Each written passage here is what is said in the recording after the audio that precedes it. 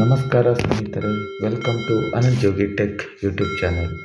ಇವತ್ತಿನ ವಿಡಿಯೋದಲ್ಲಿ ನಾವು ಕೆನರಾ ಬ್ಯಾಂಕಿನ ಚೆಕ್ ರಿಕ್ವಿಸಿಷನ್ ಸ್ಲಿಪ್ಪನ್ನು ಯಾವ ರೀತಿಯಾಗಿ ಬರೆಯೋದು ಅಂತ ನೋಡೋಣ.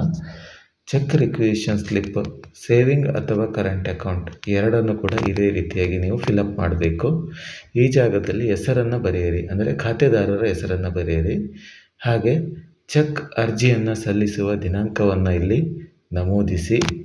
ಈ ಒಂದು ಚೆಕ್ ರಿಕ್ವಿಸಿಷನ್ ಸ್ಲಿಪ್ ಹಿಂದಿ ಮತ್ತು ಇಂಗ್ಲೀಷ್ ಲ್ಯಾಂಗ್ವೇಜಲ್ಲಿ ಇದೆ.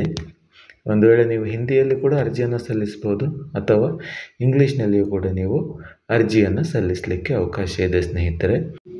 ಚೆಕ್ ಪುಸ್ತಕವನ್ನು ನೀವೇ ಕಲೆಕ್ಟ್ ಮಾಡ್ಕೋತೀರಾ ಅಥವಾ ಬೇರೆಯವರನ್ನು ನಿಮ್ಮ ಪರವಾಗಿ ಕಳಿಸ್ತೀರೋ ಅನ್ನೋದನ್ನು ಟಿಕ್ ಮಾಡಬೇಕು. ಒಂದು ವೇಳೆ ನಿಮ್ಮ ಪರವಾಗಿ ಬೇರೆಯವರು ಹೋಗ್ತಾ ಇದ್ದಾರೆ ಅಂತ ಆದರೆ ಯಾರು ನಿಮ್ಮ ಪರವಾಗಿ ಹೋಗ್ತಾರೆ ಮತ್ತು ಎಷ್ಟು ಲೀಫಿನ ಚೆಕ್ ಬುಕ್ಕನ್ನು ಅವರಿಗೆ ಕೊಡಬೇಕು ಅಂತ ಅಲ್ಲಿ ನಮೂದು ಮಾಡಬೇಕು. ನಾನು 25 ಲೀಫಿನ ಚೆಕ್ ಪುಸ್ತಕ ಬೇಕು ಎಂದು ಇಲ್ಲಿ ನಮೂದು ಮಾಡಿದ್ದೇನೆ, ಅಂದರೆ ಬರೆದಿದ್ದೇನೆ. ಹಾಗೆ ಈ ಜಾಗದಲ್ಲಿ ನಿಮ್ಮ ಪರವಾಗಿ ಯಾರು ಚೆಕ್ ಪುಸ್ತಕ ತೆಗೆದುಕೊಳ್ಳಲಿಕ್ಕೆ ಹೋಗ್ತಾ ಇದ್ದಾರೆ ಬ್ಯಾಂಕಿಗೆ ಅವರ ಹೆಸರನ್ನು ಬರೆಯಿರಿ. ಉದಾಹರಣೆಗೆ ನಾನು ABC ಅಂತ ಬರಿತಾ ಇದ್ದೇನೆ. ಆ ABC ವ್ಯಕ್ತಿಯ, ಅಂದರೆ ಯಾರು ಚೆಕ್ ಪುಸ್ತಕ ತೆಗೆದುಕೊಳ್ಳಲಿಕ್ಕೆ ಹೋಗ್ತಾ ಇದ್ದಾರೆ ಅವರ ಮಾದರಿ ಸಹಿಯನ್ನು ಈ ಜಾಗದಲ್ಲಿ ನೀವು ಮಾಡಿಸಬೇಕಾಗ್ತದೆ.